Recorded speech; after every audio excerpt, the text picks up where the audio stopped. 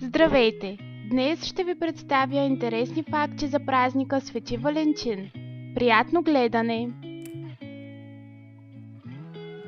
Има различни теории за произхода на деня на Свети Валентин, но най-популярните датират от времето на Римската империя по време на управлението на Клавдий II през 204 година преди новата ера. Клавдий не искал мъжете да се женят по време на война, защото вярвал, че необвързаните мъже са по-добри войници. Епископ Валентин се противопоставил на този закон и провеждал тайно сватбени церемонии. Заради това бил хвърлен в затвора и след това екзекутиран по заповед на императора на 14 февруари. Древните римляни празнували 14 февруари в чест на Юнона, кралицата на римските богове и богини. Юнона също така била богинята на жените и брака. През 1537 година английският крал Хенри VII официално обявява 14 февруари за празника на Свети Валентин. В края на 19 век Ричард Кадбъри произвел първата кутия бомбони за Свети Валентин. На Свети Валентин се продават по над 35 милиона сърцевидни кутии с шоколадови бомбони, а в САЩ на Свети Валентин се изхарчват над 1 милиард долара само за шоколад. Освен шоколада, червената роза също се явява като един от символите на празника. Червената роза била любимото цвете на Венера, римската богиня на любовта. Червените рози се считат за цветовете на любовта, защото червеният цвят символизира силни романтични чувства. Но има и неща, които обаче не знаете, и те не са точно романтични. Католическата църква признава поне 10 религиозни фигури, носещи името Свети Валентин, и всеки от тях има собствен ден в църковния календар, но традиционно познатия Свети Валентин е бил римски свещеник, живял през 3 век и загубил главата си през 269 година при управлението на римския император Клавдий II.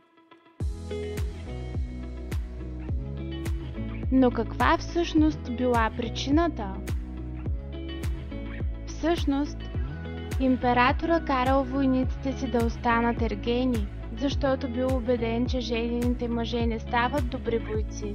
Християнският проповедник се опитал да разубеди и покръсти императора и народа му, но бил наказан със смърт.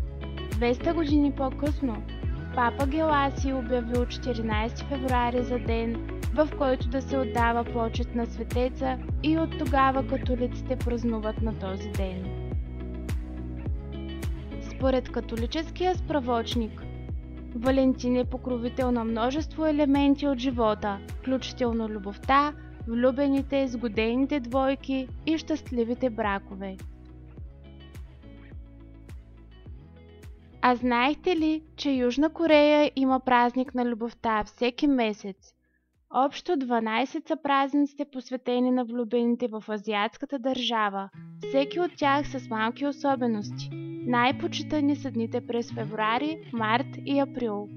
В денят на любовта от месец февруари дамите дават на мъжете в техния живот лакомства, а през март мъжете отговарят с подаръци, но не с храна. Финалът на този цикъл е денят от месец април, който е известен като черния ден. Тогава всички самотни души, които не са получили подаръци през някои от предходните месеци, оплакват самотното си съществуване, ядейки порция черни нудълси. Празнуването на денят на Свети Валентин обаче е забранен в Саудитска Арабия.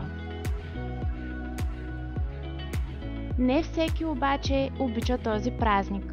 В Пакистан е наречен срамен ден, а в Индия група хиндуисти преди време организирали огромна клада, запалили хиляди картички валентинки. В Саудитска Арабия на този езически празник Държавната комисия за подхранване на ценностите и борба с пороците има доста работа.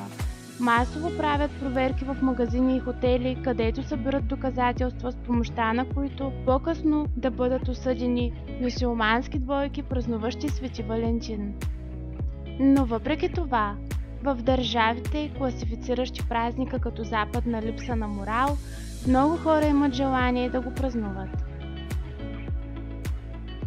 А знаехте ли, че най-голямото количество картички валентинки не се разменят между влюбени? И това е факт. Партньори и любовници заемат почти последно място сред получателите на картички. Оказва се, че деца и майки получават валентинки по-често от влюбените. А кой получава най-много картички на сърчица? Вярвате или не, това са учителите. Децата са много мили.